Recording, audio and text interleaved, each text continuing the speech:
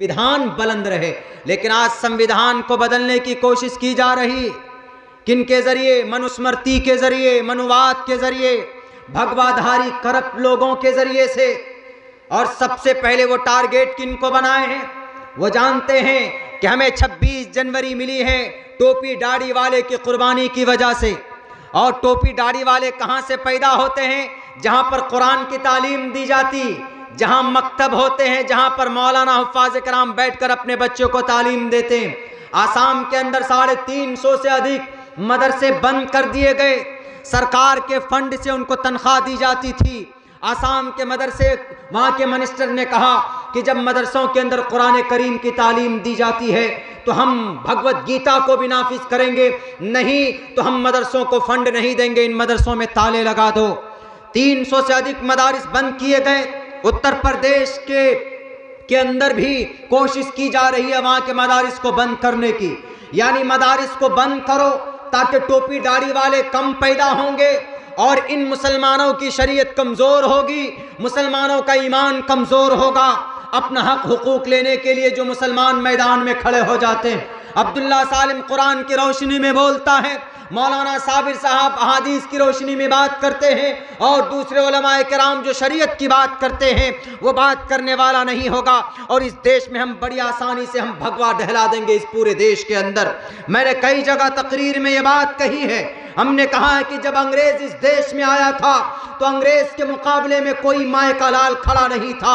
अगर अंग्रेज के सामने में सीना तान कर कोई खड़ा था तो मदरसे से पढ़ने वाले मौलाना कासिम नानोतवी खड़े थे, मदरसे से पढ़कर निकलने वाले शाह अब्दुल अजीज मुहद्दिस देहलवी खड़े थे, और मौलाना जाफर थानेसरी कहाँ से पढ़कर निकले? मदरसे से पढ़कर निकले, जो इस देश को आज़ाद कराने के लिए शहीद हुए। देश को आज़ाद कराने के लिए अंग्रेज से मुकाबले के लिए मौलाना फजल हक खैराबादी 4 साल तक माल्टा की जेल के अंदर रहे, जजीरे अंडमान निकोबार के अंदर रहे, वो वहीं पर दफन हो गए। कहाँ से पढ़कर निकले थे?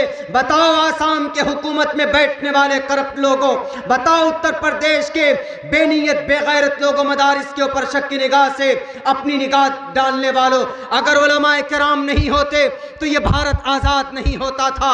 70,000 उलमाए किराम के फांसी के फंदे पर अगर नहीं लटकते तो ये देश आज़ाद नहीं होता था।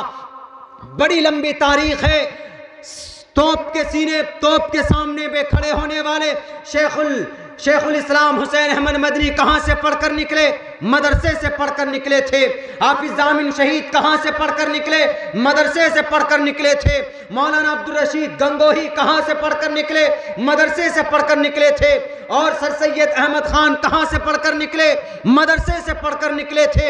एक लंबी तारीख है। मदरसे से पढ़कर निकलने वालों ने इस देश से जालिम अंग्रेज को भगाया था, और आज भी तुम मदरसों को बंद कर रहे हो।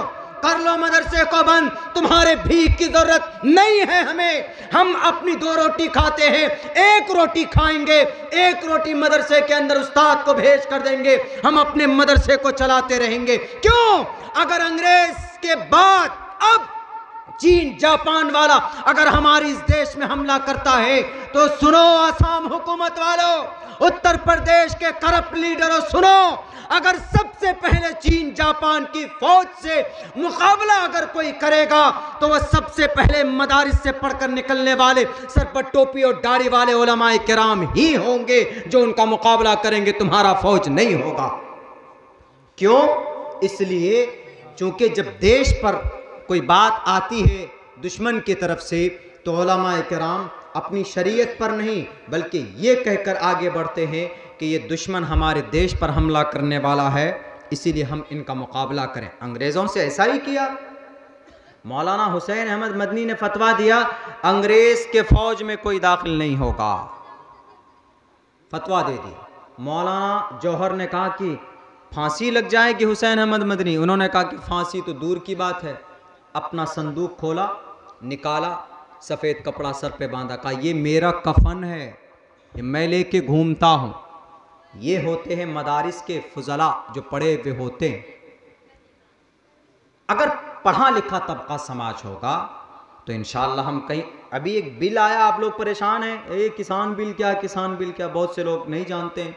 जो पढ़ा लिखा तबका है समझते हैं किसान बिल का मतलब ये है कि हम लोगों को मकई और गेहूं होता है तो ट्रैक्टर में डाल के गुलाब बाग जाते हैं और वहाँ पर जो ज़्यादा भाव देता है हम उसको बेच देते हैं, यही होता है। लेकिन अब ये वाला सिस्टम ख़त्म करने की बात की जा रही है कि ये वाला सिस्टम नहीं होगा। कौन सा वाला सिस्टम होगा? आपके थपकोल बस्ती में अररिया ज़िला से जो सबसे बड़ा व्यापार होगा वो आएगा।